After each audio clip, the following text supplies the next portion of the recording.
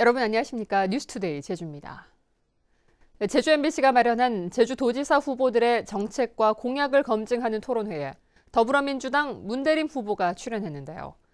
부동산 개발업체의 부회장으로 취업했던 사실과 제2공항 건설에 대한 입장 변화 등이 쟁점이 됐습니다. 박주연 기자입니다. 중앙정부와의 원활한 소통으로 제대로 된 제주도를 만들겠다는 문대림 더불어민주당 제주도지사 후보. 부동산 개발업체 부회장직을 재임하며 쇼핑아울렛을 추진했던 사실이 토론 초반부터 쟁점이 됐습니다. 회사가 하고자 하는 일에서 문대림 후보가 무슨 역할을 했을까라고 생각을 해보면 아무래도 정치인 출신이다 보니 인허가라든가 아니면 이제 여러 가지 문제에 개입했을 수 있겠다라고 하는 합리적 가정들을 하게 되는 거거든요. 인허가 서류가 작성이 되고 그 작성이 어디로 제출되고 제출되는 과정에 제가 가서 로비를 하고 이런 상태가 아니고 이미 전부 제출이 된 상태. 그래서 도의 판단만 남은 상태.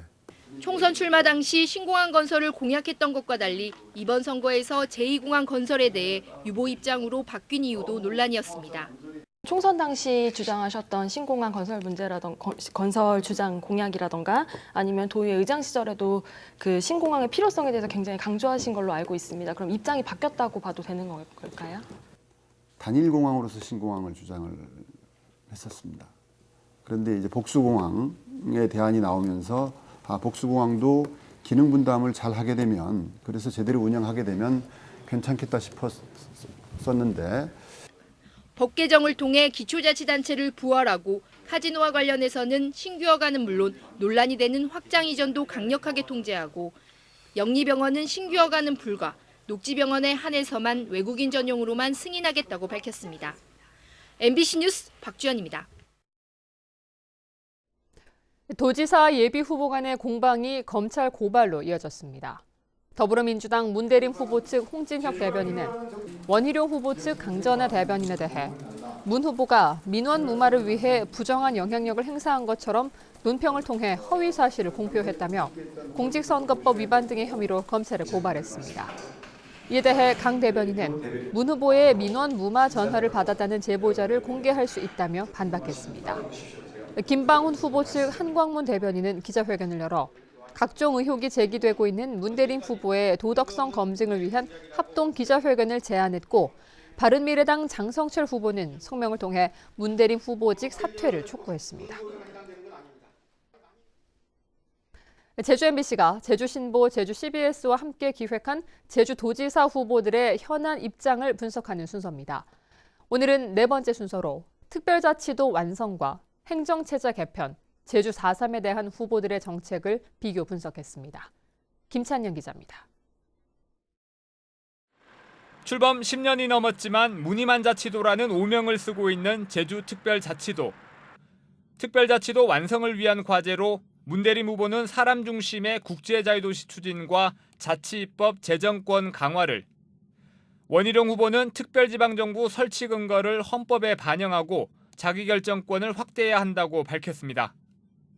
김방훈 후보는 국세의 지방세 단계적 확대와 제주도 불이익을 배제하는 규정 명문화, 장성철 후보는 헌법적 지위 확보와 중앙정부의 포괄적 권한 이양, 고은영 후보는 재정 확보를 위한 세수 비율 조정과 연방제 수준의 행정권한 이양을 제시했습니다.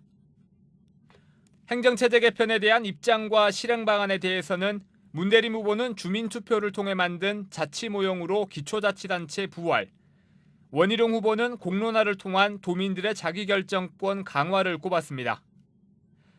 김방훈 후보는 제주시를 동구와서 2개 시로 나눈 뒤 행정시장 직선제 시행을, 장성철 후보는 행정시장 직선제와 기초의회 설치를 통한 기초자치단체 부활, 고은영 후보는 도민 평의회가 견제하는 읍면동장 직선제를 제시했습니다. 4.3의 완전한 해결 과제로 문대림 후보는 보상과 민간인 군사재판 무효화를, 원희룡 후보는 배보상과 추가조사를 통한 명예회복을 우선순위로 밝혔습니다. 김방훈 후보는 명확한 진실규명과 개별사건에 대한 진상조사를, 장성철 후보는 개별사건 조사를 통한 진상조사 보고서 발간과 4.3위원회 위원장 대통령 임명, 고은영 후보는 특별법 개정과 제2진상조사를 통한 4.3 이름 재정립을 내세웠습니다. 3명의 국회의원이 발의한 4.3 특별법 개정안에 대해 문대림 후보는 민주당 오영훈 의원 안을 근본적 해결 대안으로 봤고 원희룡 후보는 본질은 동일하고 법 개정을 기대한다고 밝혔습니다. 김방훈 후보는 명확한 진실 규명을 전제로 조사 방식에 대한 합의가 필요하고 장성철 후보는 진상조사를 강조한 미래당 권은희 의원의 안을 높게 평가했으며 고은영 후보는 3가지 안 모두 미군정 책임 규명 등이 빠져 미흡하다고 판단했습니다. MBC 뉴스 김찬현입니다. 자유한국당 제주도당이 최근 제주도지사 출마를 선언한 손석기 전 서울시 의원을 제명했습니다. 손석기 전 시의원은 김방훈 후보가 이미 공천됐지만 자신이 여론조사에서 이기면 후보가 교체될 것이라고 주장했는데 자유한국당은 해당 행위라며 윤리위원회를 열어 만장일치로 제명을 의결했습니다. 선거의 의미를 되새기고 투표 참여를 독려하기 위해 제정된 유권자의 날이 바로 어제였는데요. 장애인 유권자들은 여전히 선거 정보에 대한 접근이 어려워 애를 먹고 있습니다. 홍수현 기자입니다. 지방선거 정보를 찾으려 컴퓨터 앞에 앉은 시각장애 1급 강지훈 씨. 선거관리위원회 홈페이지에 접속했지만 시작부터 난관에 부딪힙니다. 연결된 페이지가 너무 많아 음성만 들으며 찾기가 쉽지 않기 때문입니다. 알고 싶은 후보를 찾아도 사진이나 공약 등 일부 정보가 빠져 있기도 합니다.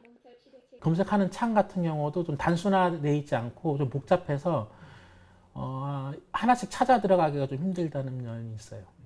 2015년 관련법 개정으로 점자형 선거 공보가 의무화됐지만 제공되는 정보는 극히 제한적인 상황. QR코드 등 전자적 표시로 공보물을 대체할 수 있지만 지난 총선에 이를 이용한 후보는 4%에 불과했습니다. 가장 중요한 거는 이제 공약 같은 거 이런 것들은 점자 거기에는 나오질 잘 않으니까 몇 번이다.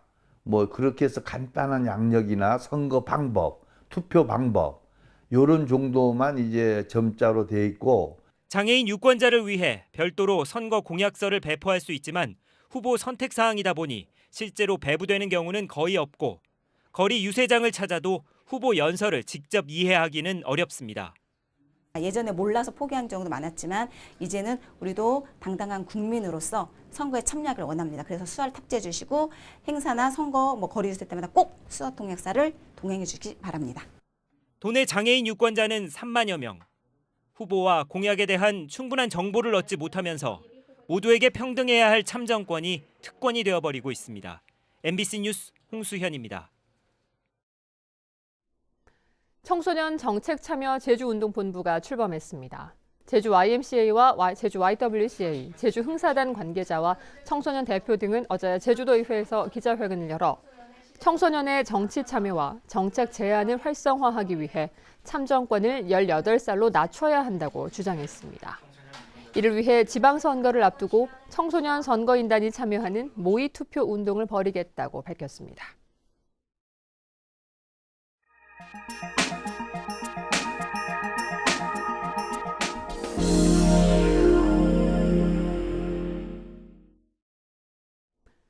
강원도의 대표 작물인 감자의 파종을 수월하게 할 수 있는 농기계가 개발됐습니다. 파종할 때 감자를 일일이 손으로 잘라 심어야 했던 시간과 비용이 크게 줄어들 전망입니다. 원주 MBC 윤하은 기자가 전해드립니다. 파종기를 부착한 트랙터가 밭 위를 지나갈 때마다 우뚝한 두둑이 만들어집니다.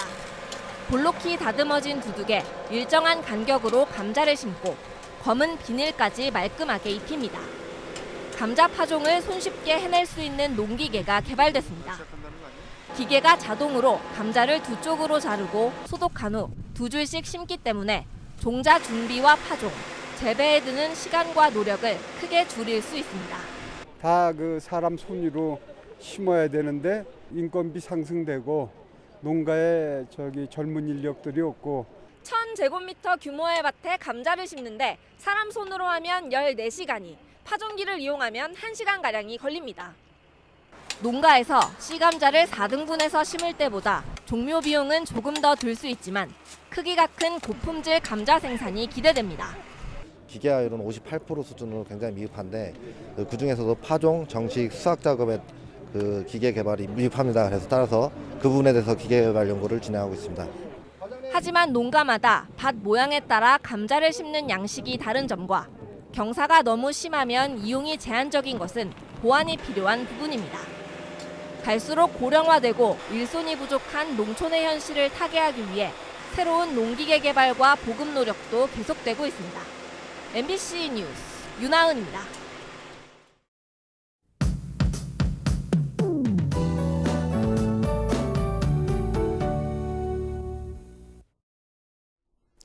네, 오늘은 남해상에서 동진하는 고기압의 영향으로 막다가 오후 늦게부터 구름이 많아지겠는데요. 또 오늘 밤부터 내일 아침 사이에는 남부와 산지를 중심으로 빗방울이 떨어지는 곳도 있겠습니다. 기온은 당분간 오늘 낮부터 평년과 비슷하거나 조금 높겠는데요. 아침 기온 살펴보시면 12도로 어제보다 2도가량 낮게 출발하고 있고요. 한낮 기온은 22도로 어제 같은 시각보다 4도가량 오르겠습니다. 다음은 자세한 지역별 날씨입니다. 오늘 아침 북부 지역 아침 기온은 11도 내외로 출발하고 있고요. 낮 기온은 20도에서 22도로 예상되는데요. 10도 가까이 벌어지는 일교차에 옷차림 신경 써주셔야겠습니다. 서부 지역의 아침 기온도 11도 내외로 출발해서 낮 기온은 한림과 고산이 21도, 대정이 19도로 전망됩니다. 남부 지역의 아침 기온은 11도에서 13도로 나타나고 있고요. 동부 지역 현재 기온 9도 보이고 있고 어제 같은 시각보다 6도가량 낮게 나타나고 있습니다. 오늘 성판하기 9도, 윗세오름은 6도로 출발하고 있고요. 도서 지역의 현재 기온 11도 내외로 출발해서 한낮에는 우도가 20도, 마라도와 가파도가 19도로 예상됩니다. 바다의 물결은 남쪽 먼바다에서 최고 2.5m까지 약간 높게 일겠습니다. 현재 광주공항은 안개가 끼어 있고요. 저시정 특보가 발효 중입니다. 주간 날씨입니다. 주말인 내일 오후부터 차차 흐려져서 밤늦게부터 비가 시작되겠고요. 이 비는 일요일 오전까지 이어질 것으로 전망됩니다. 기상정보였습니다. 특성화고 현장 실습 중이던 고교생이 숨진 사고와 관련해 제주지방검찰청은 해당 업체 대표인 54살 김모 씨와 공장장 60살 김모 씨를 업무상 과실치사 혐의로 불구속 기소했습니다. 검찰은 지난해 11월 사고 당시 업체 측이 기계 주변에 안전 방책 시설을 갖추지 않고 관리자도 없이 작업을 하도록 해 사고가 난 것으로 보고 업무상 과실치사 혐의 등을 적용했다고 밝혔습니다. 제주지방법원 형사 4단독 한정석 판사는 비행기 안에서 승무원 치마 속을 휴대전화로 몰래 촬영한 혐의로 기소된 26살 김모 씨에게 벌금 500만 원을 선고했습니다. 김 씨는 지난해 8월 김포에서 제주로 향하던 비행기 안에서 여성 승무원의 치마 속을 휴대전화로 촬영하고 제주공항에 도착한 뒤 수화물을 찾는 과정에서 또 다른 여성의 치마 속을 촬영하다 이를 제지하는 남성을 폭행한 혐의로 재판에 넘겨졌습니다. 제주 지역 교원 4명이 제37회 스승의 날 정부 포상자로 선정됐습니다. 제주도 교육청에 따르면 제주 최초의 제주형 자율고등학교 선정에 힘쓴 최칠성 제주중앙고 교장이 옥조 근정훈장 포상자로 선정되는 등 교원 4명이 정부 포상 수상자로 선정됐습니다. 시상식은 오는 15일 세종 컨벤션 센터에서 진행됩니다. 제주도 교육청은 스승의 날을 앞두고 교원 교육활동 보호 기본 계획을 발표하고 관련 사업을 추진하기로 했습니다. 이에 따라 교원 치유센터를 통해 교육활동 침해 피해 교원을 대상으로 정신건강의학 전문의의 상담과 치유 지원 서비스를 제공하고 피해 예방을 위한 미술과 원예치료, 사제동행 동아리학교 등 관련 프로그램을 운영합니다. 국회 파행으로 제주 4.3 특별법 개정이 표류하고 있습니다. 5월 임시국회에서 본회의가 한 차례도 열리지 않고 4.3 특별법을 다룰 행정안전위원회 법안심사 소위도 개최되지 않으면서 4.3 특별법 개정안 3건 모두 논의조차 되지 못하고 있습니다. 이에 따라 4.3 유족회는 조만간 국회를 찾아 조속한 법안 처리를 촉구하기로 했습니다.